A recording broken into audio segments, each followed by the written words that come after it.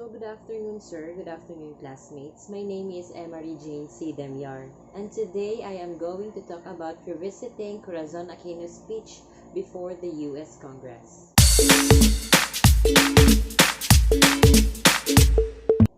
Before we start, who is Corazon Aquino?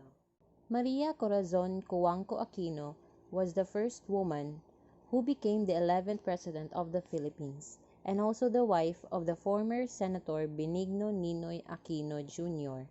She restored democracy after the long dictatorship of Ferdinand Marcos.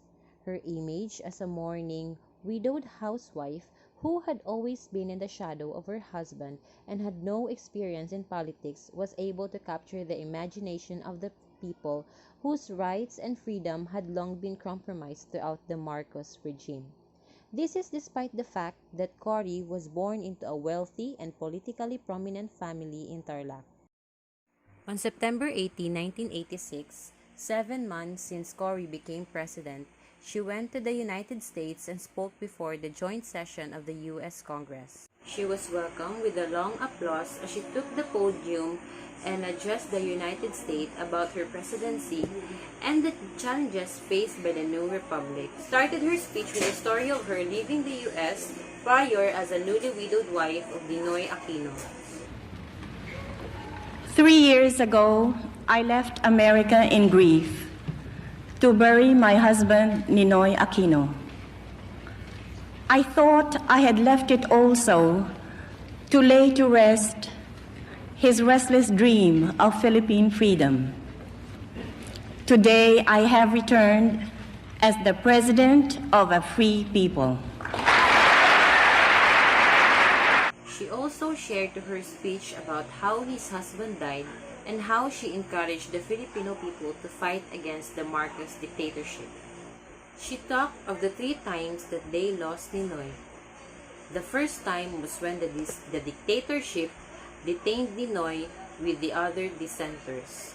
Cory continued that when Ninoy survived the first detention, he was charged of subversion, murder, and other crimes. He was tried by a military court whose legitimacy Ninoy adamantly questioned.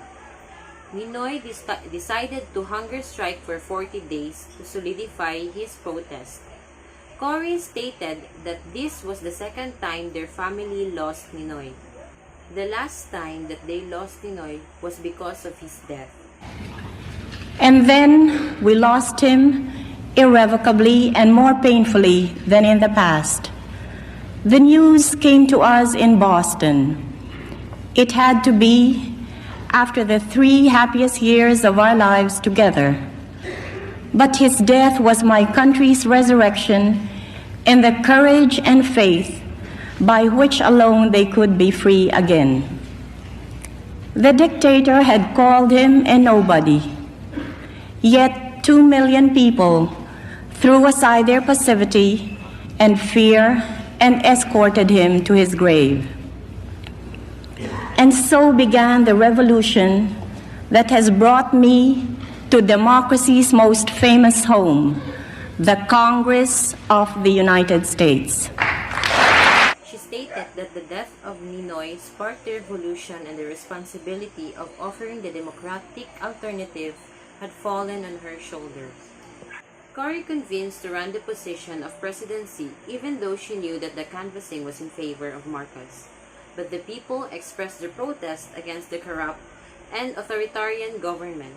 She talked about her miraculous victory through the people's struggle and continued talking about her earliest initiative as the president of the restored democracy. Cory emphasized the importance of EDSA revolution in terms of being a limited revolution and respected the life and freedom of every Filipino. She also boasted of the restoration of a fully constitutional government whose constitution gave the utmost respect of the Bill of Rights. Again, as we restore democracy by the ways of democracy, so are we completing the constitutional structures of our new democracy under a constitution that already gives full respect to the Bill of Rights. A jealously independent Constitutional Commission is completing its draft which will be submitted later this year to a popular referendum.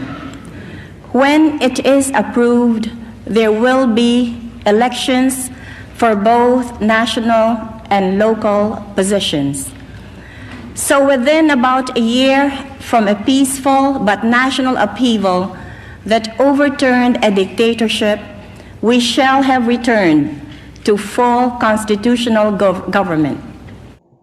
Cory also talked about the controversial topic of the Philippine debt amounting $26 billion which had ballooned during the Marcos regime. She expressed her intention to honor those debts despite mentioning that the people did not benefit from such debt. Thus, she mentioned her protestations about the way Philippines was deprived to pay those debts within the capacity of the Filipino people. Finally, may I turn to that other slavery, our $26 billion foreign debt. I have said that we shall honor it. Yet the means by which we shall be able to do so are kept from us. Many of the conditions imposed on the previous government that stole this debt continue to be imposed on us who never benefited from it. She demonstrated that the Filipino people fulfilled the most difficult condition of the debt negotiation, which was the restoration of democracy and responsible government. Cory shared that wherever she went, she met Filipinos who are poor and unemployed. They always come to her crying for democracy. The persisting communist insurgency and economic deterioration are some challenges she enumerated of the Filipino people trying to build for a new democracy. These problems worsened because half of the country's export earnings amounting $2 billion would just be able to pay the interest of the debt whose benefit the Filipino people never received. Finally, Cory ended her speech thanking America as a home to her family and enjoined America in building the Philippines as a new home for democracy and turning the country as a shining testament of our two nations' commitment to freedom.